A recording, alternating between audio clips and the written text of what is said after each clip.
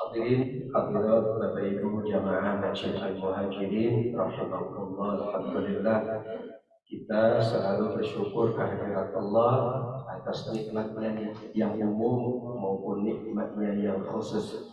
Nikmat yang umum yang selalu kita rasakan setiap saat, tapi kadang Allah anugerahkan nikmat yang khusus yang tidak setiap saat. Pada waktu-waktu tertentu, keadaan tertentu, Allah anugerahkan nikmat-nikmat yang khusus. Namun semuanya yang umum maupun khusus adalah dalam rangka kita beribadah di sisi Allah. Amin ya rabbal alamin. Salawat serta salam kita sampaikan kepada baginda Rasulullah Nabiullah Muhammad sallallahu alaihi wasallam atas semua tuntunannya, baik tuntunan Nabi yang umum, karena Nabi adalah rahmatan lil alamin, maka tuntunannya layak dijalankan oleh seluruh umat manusia. Namun ada tuntunan dalam keimanan, tuntunan dalam ibadah yang itu khusus untuk umatnya. Mudah-mudahan semua tuntunan Nabi dapat kita sempurnakan dengan sebaik-baiknya. Hasilnya kita adalah umatnya yang mendapatkan syafaat di yaumil qiyamah. Amin ya rabbal alamin. Baik Bapak Ibu, tema kita adalah ibrah dari kisahnya Nabi Harun alaihi salam. Karena ternyata Nabi Syuaib sudah kita pernah bahas. Yang pertama kita awali siapa Nabi Harun alaihi salam. Yang masyhur beliau adalah saudaranya Nabi Musa alaihi salam. Beliau putra dari Imran bin Qais bin Azir bin Lawi bin Yakub bin Ishaq bin Ibrahim. Berarti keturunannya dari Nabi Ibrahim, tapi dari jalur Nabi Ishaq. Nabi kita Nabi Muhammad berketurunan Nabi Ibrahim, tapi dari jalur Nabi Ismail. Apakah dari dua jalur Ismail atau Ishak, tetap saja Nabi yang dijadikan keturunan utama adalah Nabi Ibrahim alaihi salam. Begitulah kata para ahli sejarah, Nabi Harun adalah saudaranya Nabi Musa. Kalau Nabi Musa lebih dahulu lahir, maka Nabi Harun adalah adik kandungnya. Tapi di atas Nabi Musa ada kakak kandungnya perempuan yang berusaha menyelamatkan Nabi Musa ketika Nabi Musa bayi, kemudian dihanyutkan ke Sungai Nil. Maka ibundanya menyuruh kakaknya untuk mengikuti perjalanan hingga ke istana. Sedangkan Harun lahir 1 tahun atau ada yang mengatakan 2 tahun setelah Nabi Musa alaihi salam. Untuk itu keduanya selalu berdampingan di dalam Al-Quran. Harun suhufi Ibrahim wa Musa, bukan ya, Harun akhi, bahwa Harun adalah saudaraku. Atau juga idhab ila fir'auna, kemudian disebutkan idhaba, keduanya diperintah oleh Allah datang kepada Fir'aun. Maksud dari ayat tersebut adalah Nabi Musa dan tidak ada lain, yang mendampinginya adalah Nabi Harun. Namun status pendamping adalah sama dengan yang didampingi.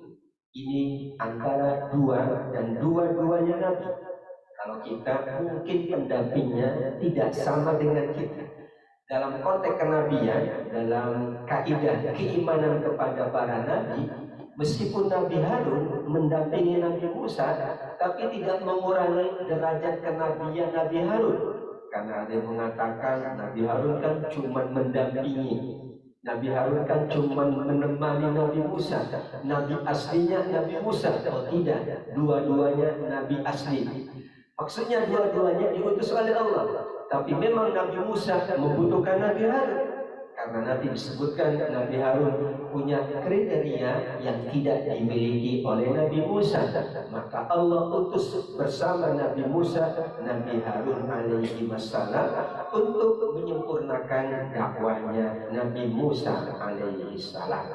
Juga berdasarkan silsilah nasab, dari Imran itu ada Yukabid, Lahirlah dari situ 3 anak. Yang pertama tentu adalah perempuan, yaitu Maryam. Diriwayatkan setelah itu ada 2 laki-laki, yaitu Harun dan Musa alaihi wassalam. Itulah sekilas siapa Nabi Harun. Tapi yang paling inti, Nabi Harun adalah Nabi, meskipun posisinya menurut Allah adalah pendamping, adalah yang menemani apa yang dijalankan oleh Nabi Musa alaihissalam. Maka syariat Nabi Harun adalah syariatnya Nabi Musa, atau beliau menyempurnakan, melanjutkan apa yang sudah dijalankan oleh kakandanya Nabi Musa alaihissalam. Secara nasab keduanya bersaudara. Itulah persamaan antara Nabi Musa dan Nabi Harun. Keduanya juga menjadi nabi di masa yang sama. Allah berkehendak ada saudara yang menjadi nabi tapi di masa yang berbeda. Tapi Nabi Musa dan Nabi Harun menjadi nabi di masa yang sama. Bahkan tadi jarak waktunya juga tidak berbeda. Bahkan usia keduanya juga terpaut hanya 1 atau 2 tahun. Berarti tidak mungkin kalau beda 1 tahun, tidak 1 letting, tidak 1 masa, kedua-duanya 1 masa. Perbedaan yang ada adalah bahwa dalam sejarah dicatat Nabi Musa lahir pada saat Fir'aun memerintah semua bayi laki-laki Bani Israel untuk dibunuh. Saat itulah banyak yang akhirnya muncul kekhawatiran. Kalau semua laki-laki tidak ada, kata mereka, siapa yang akan kami paksa bekerja untuk membangun seluruh kehidupan yang ada di Mesir saat itu? Karena Bani Israel yang laki-laki sudah tidak ada lagi. Saat itulah dibuat selang dan seling. Tahun ini semua bayi yang lahir laki-laki harus dibunuh. Tahun berikutnya dipersilakan hidup. Jadi untunglah Nabi Harun alaihi salam saat tahun beliau lahir memang tahun yang dibolehkan. Masya Allah, itu kebijakan zaman Fir'aun, bahwa 1 tahun semua yang lahir laki-laki itu harus dibunuh. Kemudian tahun berikutnya akan dibiarkan hidup, tahun berikutnya dibunuh, selang-seling 1 tahun. Masya Allah, karena ada kekhawatiran. Namun mereka butuh juga dengan laki-laki, karena tentu kita tahu tradisi di zaman dahulu, laki-laki itu segalanya. Yang berperang kaum laki-laki, yang diberikan tugas juga kaum laki-laki. Sedangkan mohon maaf, di masa-masa awal kaum perempuan tidak diberikan posisi yang sesungguhnya. Kemudian Allah Subhanahu wa taala dengan Nabi Muhammad SAW memerintahkan bahwa perempuan dan laki-laki adalah sama di mata Allah Subhanahu wa taala, baik dalam konteks ibadah maupun dalam konteks sosial. Ya, pembedanya disesuaikan dengan fitrah masing-masing. Manakala fitrahnya sama, maka keduanya punya hak dan kewajiban yang sama. Tapi kalau secara fitrah berbeda, maka disitulah hak dan kewajiban berbeda. Orang tua dan anak sama, tapi fitrahnya memang beda. Allah ciptakan tentu lebih dahulu orang tua, baru anaknya. Tidak mungkin anak lahir tanpa orang tua. Namun statusnya sama di mata Allah. Tapi karena fitrahnya beda, maka Allah berikan kelebihan kepada orang tua daripada anak. Tapi Allah berikan kelebihan kepada anak daripada orang tua dengan fitrah yang lain. Jadi bahasa fitrah itu bahasa yang sangat luas. Fitrah seorang ibu beda dengan fitrah seorang bapak. Atas dasar fitrah itu maka Allah kemudian membedakan keduanya. Pembedaan itu bukan kemudian menunjukkan yang satu lebih rendah dari yang lain, tapi menunjukkan bahwa agar pelaksanaan semua ketetapan Allah, pelaksanaan tugas-tugas itu dijalankan sesuai dengan fitrahnya. Karena kalau sesuai fitrah, insya Allah tenang, nyaman, begitu ya. Tapi kalau tidak sesuai fitrah, biasanya akan terjadi sesuatu yang tidak diinginkan. Ada dalam kisah itu namanya dunia terbalik. Ini tidak sesuai fitrah. Yang sesuai fitrah memang itulah ketetapan. Namun tidak berarti kemudian posisi-posisi dari seorang perempuan harus di belakang laki-laki, karena itu adalah juga sesuai dengan fitrah. Perbedaannya adalah juga Nabi Harun diasuh sepenuhnya oleh ibunya di rumah. Maka beda memang pengasuhan di dalam rumah dengan Nabi Musa yang diasuhnya oleh istri atau dikatakan juga oleh pembantunya Fir'aun di istana, oleh permaisurinya di istana. Maka lahirlah seorang Musa dengan kekuatan fisiknya, dengan seluruh yang ia miliki, dan lahirlah seorang Harun dengan kerumahannya. Memang beda, tapi dua-duanya penting. Karenanya kalau tidak, Allah tidak menyuruh Nabi Harun untuk mendampingi Nabi Musa.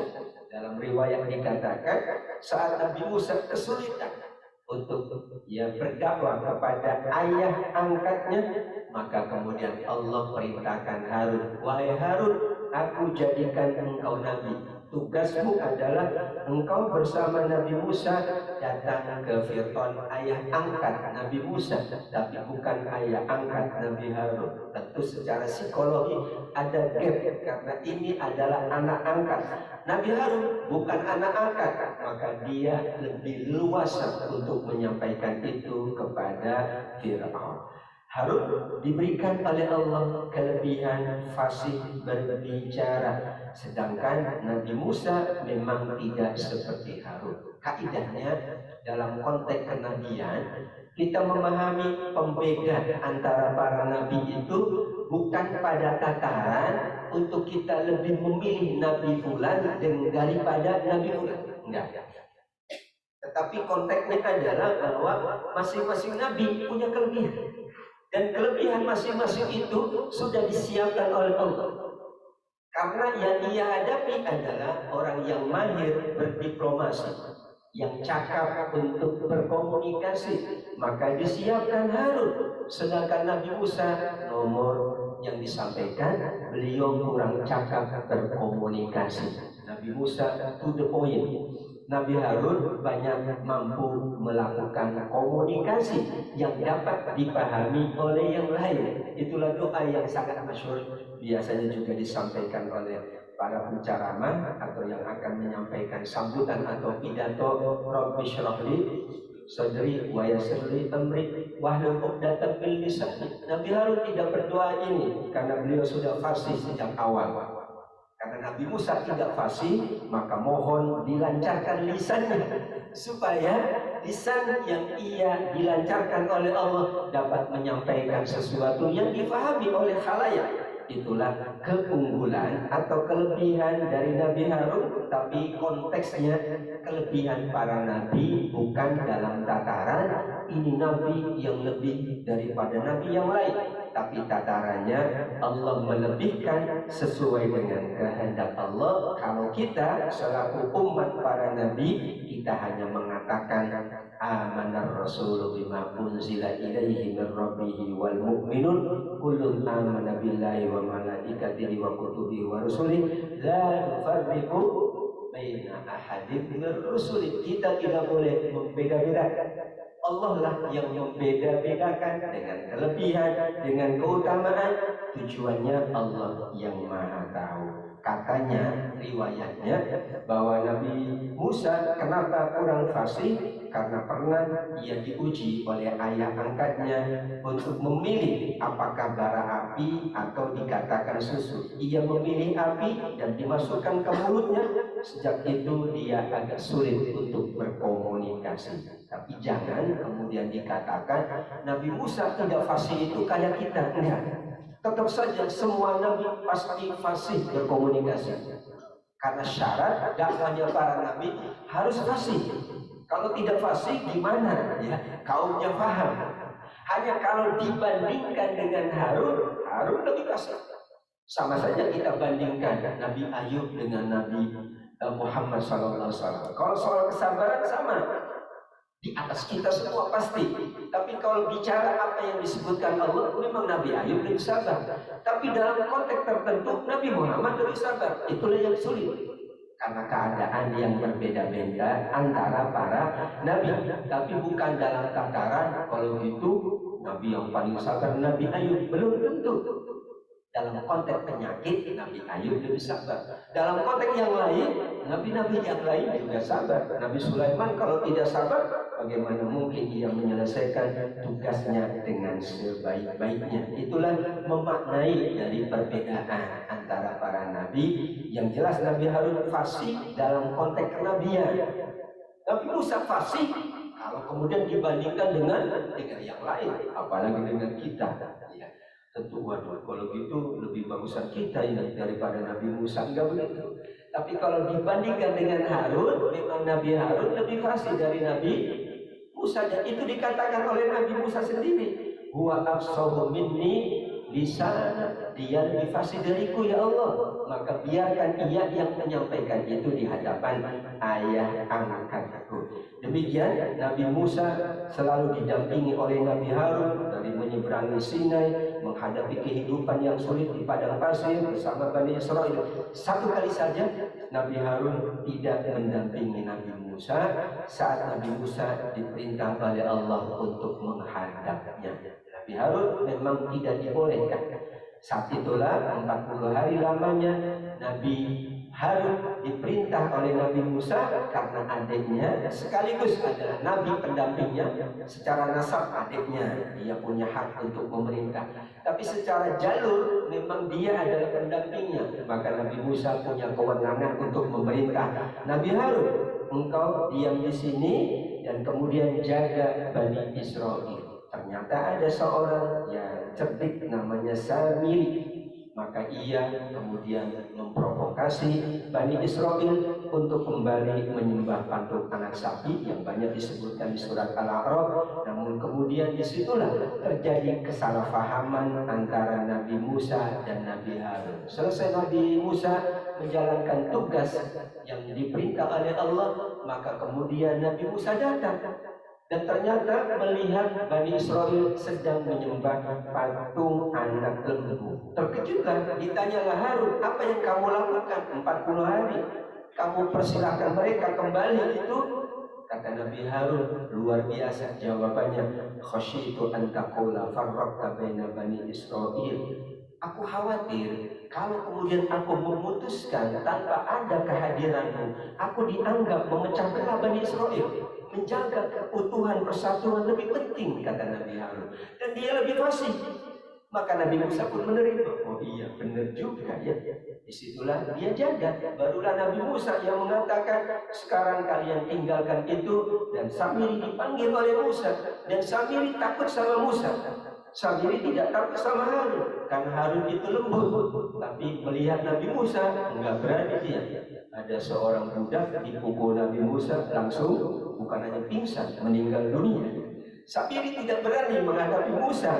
Maka Nabi Harun tidak salah, yaitu dia katakan, lebih baik aku jaga persatuan. Toh nanti kan ketika kamu datang kamu bisa menyelesaikan. Disitulah kesalahpahaman hampir saja ya, bahkan dikatakan Nabi Musa juga ya menjambak janggutnya Nabi Harun alaihissalam. Dan disitulah bagaimana Nabi Musa alaihissalam memahami bahwa Nabi Harun memang seorang yang sangat fasih. Terbukti saat beliau mendapatkan tugas, ditinggal Nabi Harun bersama kaumnya dan terjadi ada kesalahpahaman, maka dianggap itu membiarkan kembali kaumnya menyembah patung anak sapi. Dan disitulah Allah tattabi'an afa asaita amri. Kenapa engkau itu di surat Toha 93?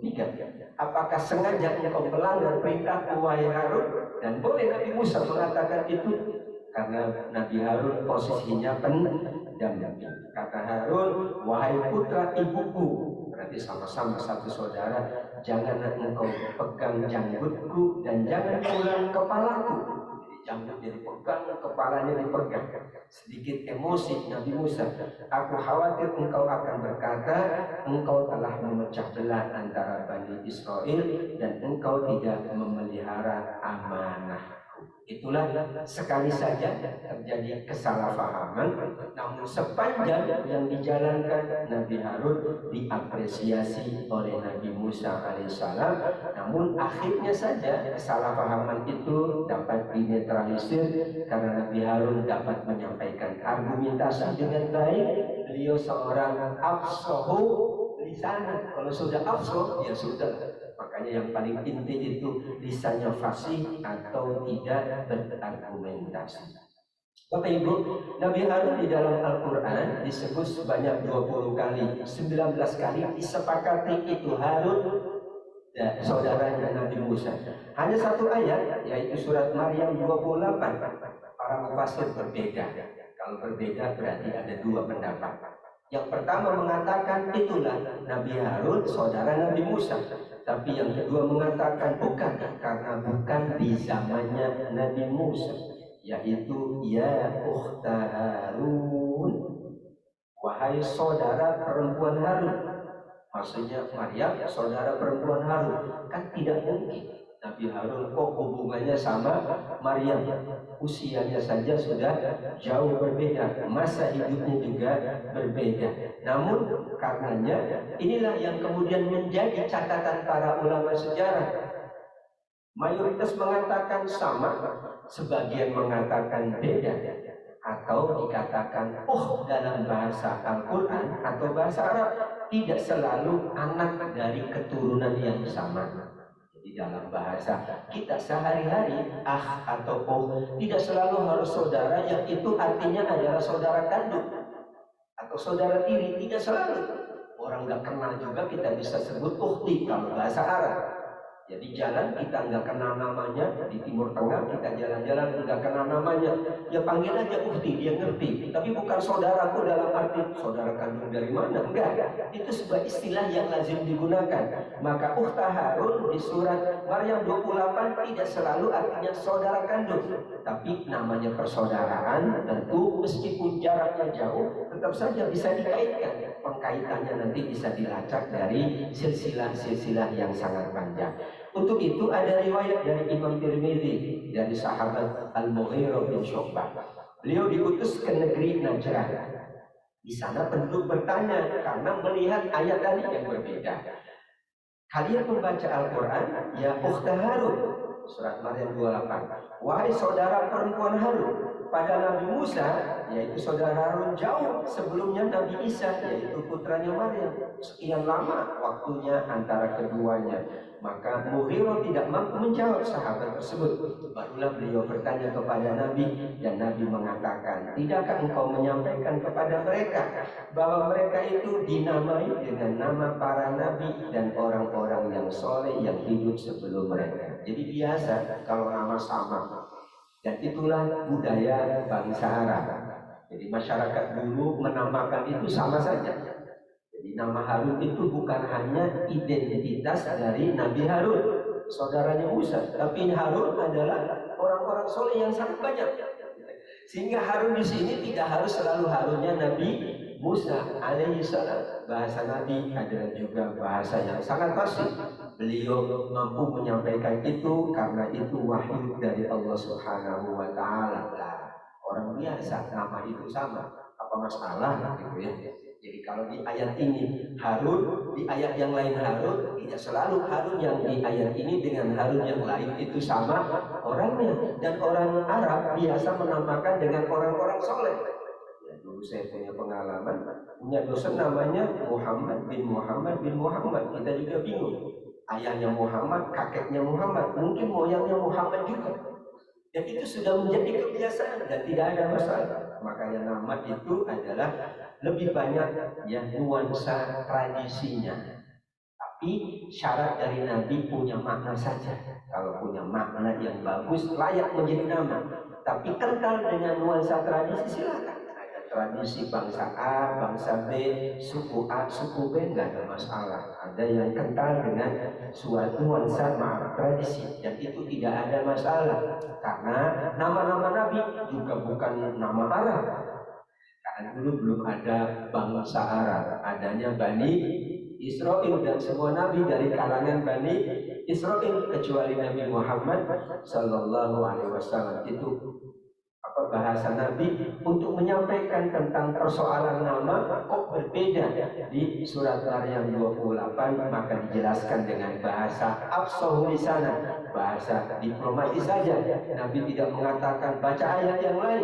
Nabi cuma mengatakan kan biasa nama itu sama. Tradisi kami pun menamakan anak kami dengan orang-orang soleh sebelum kami.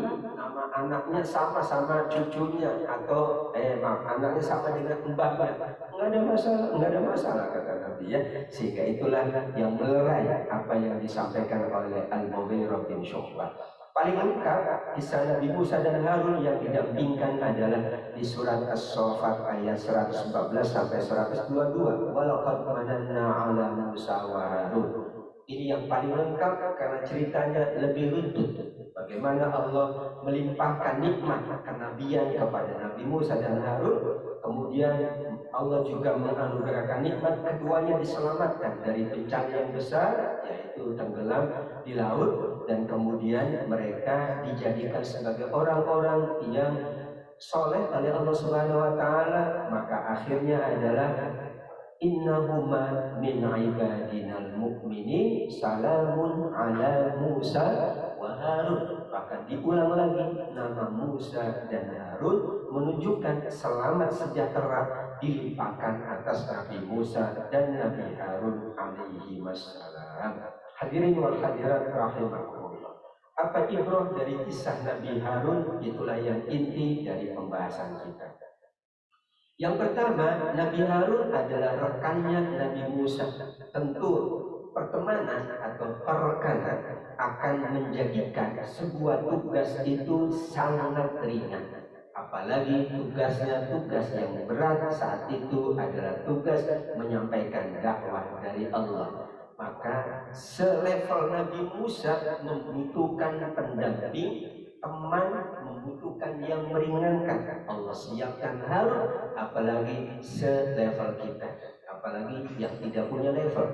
Ini Nabi Musa sudah punya level, kita nggak punya level. Maka butuh pendamping, butuh teman yang meringankan tugas-tugas kita. Pertemanan dalam kebaikan itu tidak selalu suka, tapi juga ada duka. Tadi terjadi kesalahpahaman. Mungkin kalau kita ilustrasikan, itu hampirlah terjadi sesuatu yang tidak diinginkan antara dua adik dan kakak. Tapi diselesaikan karena Nabi Harun punya kelebihan, yaitu fasilitasnya. Seandainya Nabi Harun juga tipenya sama dengan Nabi Musa, mungkin langsung ya sudah ya. Tipenya maaf, misalnya mengandalkan otot yang nggak selesai. Ternyata Nabi Harun mengandalkan lisannya. Jadi tetap pertemanan dalam kebaikan itu tidak selalu mulus dalam tanda kutip suka terus, tetapi ada juga dukanya sebagaimana yang dialami oleh Nabi Musa dan Harun. Tetapi tetap pertemanan itu adalah sangat penting dalam tugas-tugas kita. Pentingnya fasih dalam lisan dan pendirian yang kuat dan tegas, itulah yang menjadikan Nabi Harun juru bicaranya Nabi Musa. Ketegasannya, beliau tetap saja mengatakan bahwa ini tidak salah, aku biarkan sementara karena ada satu tujuan yang tinggi yang beliau inginkan, yaitu mereka tetap bersama, mereka tetap bersatu. Nanti persoalannya kita akan diskusikan berikutnya. Kalau seandainya Nabi Harun punya ikhtiar sendiri dan Nabi Musa tidak setuju, mungkin akan lebih heboh lagi ceritanya. Tapi Nabi Harun dia juga ngerti bahwa tidak mungkin melakukan sesuatu tanpa izin dari seorang Nabi Musa alaihi salam, yaitu menjaga persatuan umat itu lebih didahulukan. Dan Nabi Muhammad SAW juga banyak mencontohkan dengan sahabat-sahabatnya ketika terjadi perbedaan, tidak ada yang disalahkan oleh Nabi, tapi Nabi mengatakan semuanya benar. Itu menjaga persatuan. Jangan sholat kecuali asar, kecuali sampai kalian di Bani Quraidah. Itu kan bahasa yang sangat multitafsir. Maka sebagian sholat di perjalanan, sebagian sholat ketika sampai tapi sudah maghrib. Maka bahasa Al-Quran, bahasa hadis memang multitafsir, dibutuhkan penafsiran namanya. Kalau hadis namanya syarah, Al-Quran penafsiran, dan kita tidak ngerti bahasa Arab, maka kita rujuk kamus bahasa Arab atau para penafsir, para pensyarah. Hadis juga disyarah oleh para ulama, itu untuk memudahkan, karena kalau langsung kadang-kadang kita tidak memahami esensi bahasanya. Disitulah pentingnya menjaga persatuan umat. Maka betul-betul Nabi Muhammad SAW selalu menjaga. Ketika ada sahabat mengatakan sesuatu yang tidak patut saja, Nabi langsung menegur. Dan tegurannya adalah, apakah masih ada jahiliyah? Apakah jahiliyah? Maksudnya adalah, apakah hanya persoalan pribadi kalian itu bisa mengalahkan persoalan bersama? Itulah bagaimana mulianya Nabi Harun, tentu mulianya Nabi Musa alaihi salam. Ada riwayat bahwa janggut yang dipegang oleh Nabi Musa tadi berwarna putih berubah, ya. Yang tidak dipegang itu tetap hitam. Maka Nabi Harun katanya, ya, janggutnya sebagian putih sebagian hitam. Maka bapak-bapak yang suka pegang biasanya cepat putih. Kalau dipegang terus jadi putih, isyarat dari Nabi Musa, ya. Jadi tidak semua dipegang, mungkin karena tebal jadi dipegang cuma sedikit, ya, karena isyarat aja dari Musa. Kalau betul-betul kan itu namanya dia mengancam, memang hanya untuk mengingatkan saudaranya Nabi Harun. Wallahu alam riwayat itu betul atau tidak, tapi itu namanya untuk tambahan saja, karena mau putih mau hitam tidak ada masalah, ya. Apakah sebagian putih sebagian hitam tidak ada masalah, faktor usia yang menentukan kalau sekarang. Ba'da Musa dan Harun, apa yang terjadi? Sepeninggal Nabi Musa dan Harun alaihi wassalam, Bani Israel dipimpin oleh Yusha bin Nun, yaitu muridnya Nabi Musa. Jadi begitulah, ya, estafetanya kadang-kadang berbeda estafetanya, tapi itu memang kehendak Allah Subhanahu wa taala. Maka Yusha bin Nun itu murid dan pendamping yang pernah mendampingi saat mencari Nabi Khidir alaihi salam di pertemuan Dawah Lautan. Setelah berhasil membawa ke tanah yang dijanjikan, yaitu Palestina, mereka memohon diberi orang yang dapat mengalahkan Raja Jalut. Yusha bin Nun menunjuk Tolut, tapi mereka tidak setuju karena Tolut tidak memiliki kelebihan menurut persepsi mereka. Namun kemudian ternyata benar apa yang disampaikan Yusha bin Nun adalah yang disampaikan oleh Allah Subhanahu wa taala. Dari situlah kemudian ada Nabi Daud alaihi salam. Maka ayat pertama sebetulnya tentang Nabi Musa dan Nabi Harun Al-Baqarah 28. Tapi pembahasannya menjadi terakhir. Itulah namanya ilmu-ilmu Al-Quran. Tidak selalu yang berada di urutan pertama pembahasannya pertama. Karena Baqarah ini kan madaniyah, bahkan termasuk yang terakhir kali diturunkan. Tapi dengan mengurutkan, ya, urutan-urutan dalam tanda kutip kronologis, sejarah, asbab nuzul, maka dilacak, itulah ketetapannya. Dan Nabi mereka mengatakan kepada mereka, sesungguhnya tanda ia akan menjadi raja, kembalinya tabut kepadamu. Di dalamnya terdapat ketenangan dari Tuhanmu, dan ada peninggalan-peninggalan dari keluarganya Nabi Musa, keluarganya Nabi Harun alaihi wassalam. Tabut itu dibawa oleh malaikat, dan betul ternyata, ya, bahwa Tolutlah yang memegang tabut itu. Di dalamnya ada peninggalannya dari keluarga Nabi Musa dan keluarga Nabi Harun, diabadikan oleh Bani Israel. Berarti kedua-duanya adalah memang Nabi yang diingat jasanya oleh mereka semua. Dan Nabi Musa dan Nabi Harun menyelesaikan tugasnya dengan sebaik-baiknya hingga beliau wafat menghadap Allah Subhanahu wa taala. Sesungguhnya pada yang demikian terdapat tanda bagi orang-orang yang beriman, in kuntum mu'minin. Begitulah jamaah yang dimuliakan Allah, bagaimana Nabi Harun Allah Subhanahu wa taala jadikan ibrah, jadikan pelajaran. Kisahnya adalah kisah yang syarat dengan hikmah, karena selalu mendampingi Nabi Musa. Tentu setelah ini kita akan bahas Nabi Musa, karena lebih banyak lagi memang pembahasan kisah Nabi Musa daripada Nabi Harun. Nabi Harun tidak banyak disebutkan.